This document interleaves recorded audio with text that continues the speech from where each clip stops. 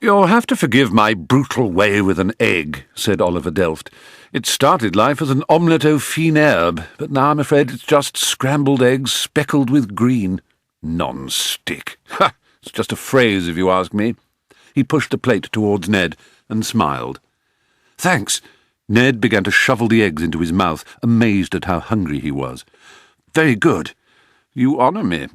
While you eat, we can talk. Is this your house?" "It's a place I come to sometimes," said Delft. He was leaning against the Arga rail, a glass of wine in his hand. "Are you a policeman?" "A policeman? Oh, no.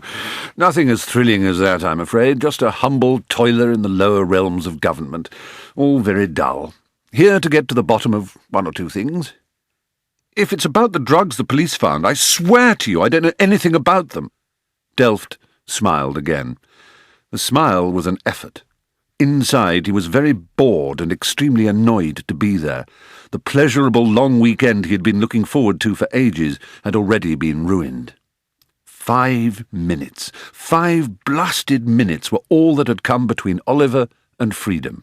He had already locked his desk and had been in the very act of signing the duty log when Maureen had bustled in, twittering about a flash from West End Central.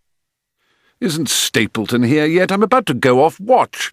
"No, Mr. Delft, Captain Stapleton hasn't signed in. There's no one else." "Bugger," Oliver had said, meaning it. "All right, then, let's have a look." He had taken Maureen's typed slip and read it through carefully. Who's in the heavy pool?" "Mr. Gaines, sir." "Get him to warm the car up. I'll be out in 3. That had been something, at least. Mr. Gain was Oliver's man, and could be trusted not to make life more difficult by ruffling feathers and stamping on sensibilities. Whatever Oliver had expected when he arrived at Savile Row police station, it certainly hadn't been a worried schoolboy. The whole thing seemed ripely absurd. Undoubtedly a mistake, he had said to himself the moment he laid eyes on the floppy-haired teenager jiggling his knee up and down under the interview-room table, a forlorn and bewildered look on his face.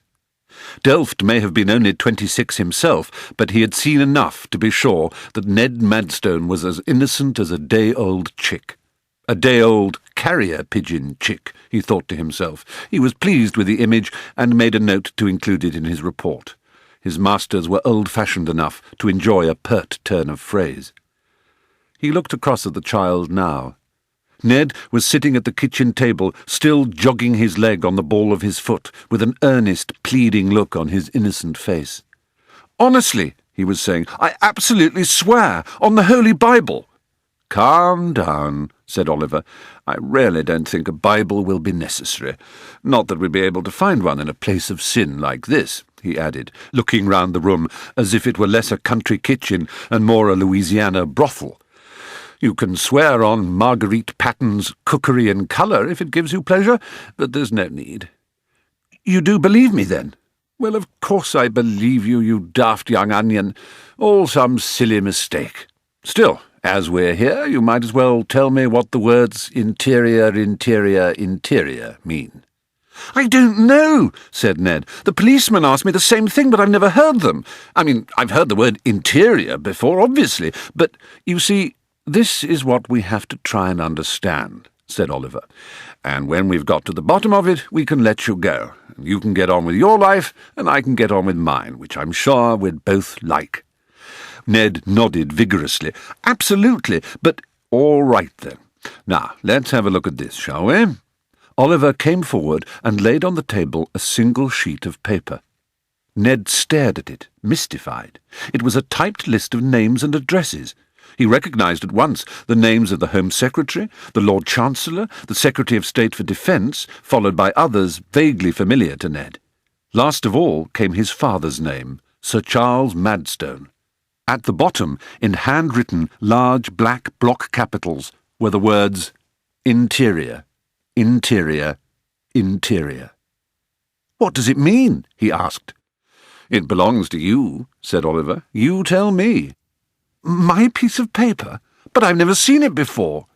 "Then what was it doing in the inside pocket of your jacket?" "In the... Oh!"